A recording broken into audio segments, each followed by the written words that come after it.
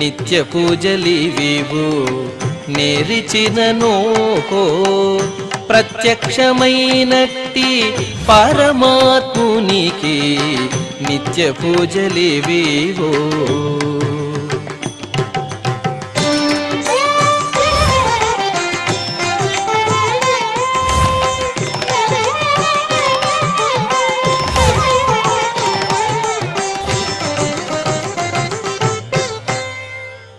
ఓం నమో వెంకటేశాయ. ఈరోజు గురువారము, శ్రీ క్రోధినామ సంవత్సరము, దక్షిణాయనము, భాద్రపద మాసము, కృష్ణపక్షము, నవమి తిథి, పునర్వసు నక్షత్రము, సెప్టెంబర్ 26, 2024.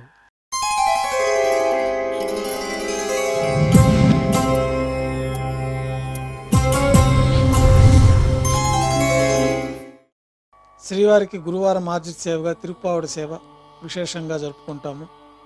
సాతుమర పూర్తయిన తర్వాత రేపు అనగా శుక్రవారం అభిషేకం ఏర్పాట్లలో భాగంగా శ్రీవారి మూలమూర్తికి అలంకరించబడి ఉన్న సువర్ణ తిరువాభరణాలు, రత్నాభరణాలు, హారములు తొలగించి శ్రీవారి ముఖమండలంలోని పచ్చకర్పూరం తిరునామంను అర్ధభాగం తొలగించి శ్రీవారి నేత్రములు కనిపించే విధంగా అలంకారం చేయబడుతుంది. శ్రీవారి బంగారు పాదకవచములు, సువర్ణ కటహస్తము, వరదహస్తము, శంకుచక్రములు, కర్ణపత్రాలు, శాలిగ్రామ హారములతో అలంకరిస్తారు. గర్భాలయం శుద్ధి గావించిన తర్వాత మాధ్యాహ్నిక ఆరాధనలో భాగంగా బంగారు పంచపాత్రలో శుద్ధ జలం నింపి శ్రీ వైకానస భగవత్ శాస్త్రోక్తమైన ఉపచారాలతో స్వామివారికి, ఉత్సవమూర్తులకు ఉపచారాలు నిర్వహించి తులసీదళములతో అష్టోత్తర శతనామావళితో అర్చన జరుగుతుంది. మాధ్యాహ్నిక నైవేద్యంలో భాగంగా పాచక కైంకర్య పొరులు సుమారు 450 కిలోల పరిణామంలో తింత్రిణీ రసాన్నం అంటే పులిహోర గరుడాల్వారు ముందు వెండి పీఠం పైన రాశిగా పోసి అలంకరించి 8 దిక్కులు శిఖరములుగా ఏర్పాటు చేసి నారికేళ అర్థఫలములు మరియు పుష్పముల చేత అన్ని దిక్కులు ఎందును ముఖభాగనందును రమణీయంగా అలంకరించి శ్రీవారి దృష్టి గోచరించినట్లుగా ఏర్పాటు చేస్తారు. గర్భాలయంలో విశేషమైన లడ్డూ ప్రసాదం, వడ, అప్పము, జిలేబీ, మురుకు, పాయసం, అన్నప్రసాదాలు ఘంటానాదం మధ్య మాధ్యాహ్నిక నైవేద్యంగా సమర్పించి అన్నకూటం చుట్టూ ఏర్పాటు చేసిన తెరను తొలగించి తిరుప్పావడి సేవలో భాగంగా వేద పండితులు బంగారు వాకిల్లో శ్రీనివాస గద్య పఠనం చేస్తారు.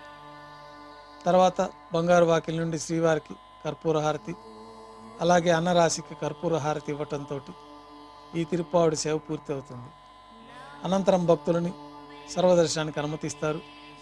ఈరోజు భక్తులు స్వామివారిని నేత్ర దర్శనంలో దర్శించుకుంటారు. ఉభయ దేవేరులతో శ్రీ మలయప్ప స్వామివారి మేళతాళాలతో ఊరేగింపుగా విమాన ప్రదక్షిణంగా సంపంగి ప్రాకారంలో కల కళ్యాణ మండపానికి చేరుకుంటారు. కళ్యాణోత్సవం ప్రారంభమవుతుంది.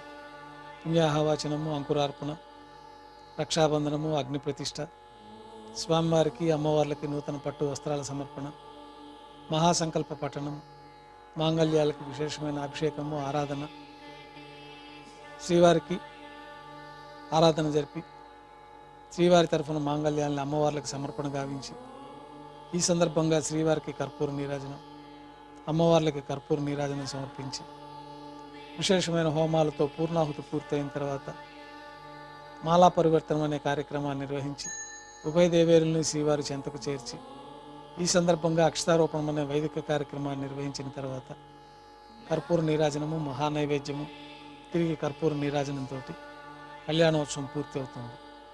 కళ్యాణోత్సవం భక్తుల దర్శనం అనంతరం ఉభయ దేవేరులతో శ్రీ మలయప్ప స్వామివారి మేళతాళాలతో ఊరేగింపుగా ధ్వజస్తంభం వద్ద కల అద్దాల మండపానికి చేరుకుంటారు.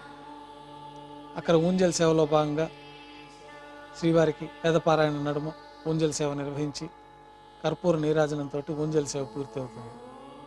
ఉభయ దేవేరులతో శ్రీ మలయప్ప స్వామివారు బంగారు తిరిచిపోయిన వేంచేసి మేళతాళాలతో ఆలయం వెలుపల వైభవోత్సవ మండపానికి చేరుకుంటారు. ఆర్జిత బ్రహ్మోత్సవంలో భాగంగా బంగారు గరుడ వాహనం పైన శ్రీ మలయప్ప స్వామివారు వేంచేస్తారు. కర్పూర నీరాజనంతో గరుడ వాహన సేవ పూర్తి అవుతుంది. బంగారు హనుమంత వాహనం పైన శ్రీ మలయప్ప స్వామివారు వేంచేస్తారు. కర్పూర నీరాజనంతో హనుమంత వాహన సేవ పూర్తి అవుతుంది. పెద్ద శేష వాహనం పైన శ్రీ మలయప్ప స్వామివారు వేంచేస్తారు. కర్పూర నీరాజన సమర్పణతోటి పెద్ద శేష వాహన సేవ పూర్తి అవుతుంది. బంగారు తిరిచిపోయిన శ్రీ మలయప్ప స్వామివారు వేంచేసిన తర్వాత ఉభయ దేవేరులతో కలిపి శ్రీ మలయప్ప స్వామి వారికి కర్పూర నీరాజనాన్ని సమర్పించి ఆర్జిత బ్రహ్మోత్సవం పూర్తవుతుంది. సాయం సంధ్య వేళలో 1000 దీపాలతో అలంకరించబడి ఉన్న సహస్ర దీపాలంకరణ సేవ మండపానికి రాముల వారు, సీతమ్మవారు, లక్ష్మణస్వామి, మరొక తెరిచిపోయిన హనుమంతుల వారు మేళతాళాలతో ఊరేగింపుగా చేరుకుంటారు. వేదం, గానం, నాదం నడుమ పునర్వసు నక్షత్రం సందర్భంగా రాముల వారికి, సీతమ్మవారికి, లక్ష్మణస్వామికి సహస్ర దీపాలంకరణ సేవ నిర్వహించి నక్షత్ర నీరాజనము, కర్పూర నీరాజనంతో దీపాలంకరణ సేవ పూర్తి అవుతుంది. పునర్వసు నక్షత్రం సందర్భంగా రాముల వారు 4 తిరువీధుల్లో ఉత్సవం జరుపుకొని భక్తులను అనుగ్రహించి తిరిగి ఆలయంలోకి చేరుకుంటారు. ఆలయంలో పునర్వసు ఆస్థానం పూర్తయిన తర్వాత గర్భాలయంలో వేంచేస్తారు. వెంటనే రాత్రి తోమాల సేవ ప్రారంభమవుతుంది. గురువారం సాయంత్రం స్వామివారికి పూలంగి సేవ నిర్వహిస్తారు. సాయంకాలం ఆరాధనలో భాగంగా గర్భాలయం శుద్ధి చేసుకొని బంగారు పంచపాత్రలు శుద్ధతోయాన్ని నింపుకొని శ్రీ వైకానస ఆగమోక్తమైన ఉపచారాలు మూలవర్లకి, ఉత్సవమూర్తులకి సమర్పించి వివిధ సుగంధ పుష్పాలతో స్వామివారి దివ్యమంగళ స్వరూపమంతా, పుష్పమాలలతో కిరీటము, పుష్పమాలలతో సూర్యకటారి స్వామివారికి అలంకరించి ఉత్సవమూర్తులకి పుష్పమాలలు సమర్పించి చతుర్వేద మంత్రాలతో మంత్రపుష్పం సమర్పించి నక్షత్రహారతి, కర్పూరహారతితోటి పూలంగి సేవ పూర్తి అవుతుంది. తులసి దళములతో అష్టోత్తర శతనామావళితో అర్చన జరుగుతుంది. రాత్రి నైవేద్యంలో భాగంగా అన్నప్రసాదాలు, పన్యారాలు, దోశ, ఘంటానాదం మధ్య నైవేద్యంగా సమర్పిస్తారు. అనంతరం భక్తులను పూలంగి సర్వదర్శనానికి అనుమతిస్తారు. కొద్ది విరామం తర్వాత ఏకాంత సేవలో భాగంగా రాత్రి సమర్పించిన పుష్పమాలికలన్నీ సల్లింపు చేసుకొని గర్భాలయాన్ని శుద్ధి చేసుకొని బంగారు పట్టు పాన్పు పైన కౌతుక బేరమైన శ్రీ భోగ శ్రీనివాసమూర్తి వారిని వేంచేపు చేసుకొని ఏకాంత సేవలో భాగంగా బ్రహ్మ తిరువారాధన కోసమై బంగారు పంచపాత్రలో శుద్ధ తోయాన్ని నింపి శ్రీ భోగ శ్రీనివాసమూర్తికి ఏకాంత సేవలో భాగంగా దారోష్ణమైన గోక్షీరము, జీడిపప్పు, ద్రాక్ష, కలకండ కలిపిన మిశ్రమం, పండ్లు నైవేద్యంగా సమర్పించి కర్పూర నీరాజనంతో ఏకాంత సేవ పూర్తి అవుతుంది. ఓం నమో వెంకటేశాయ.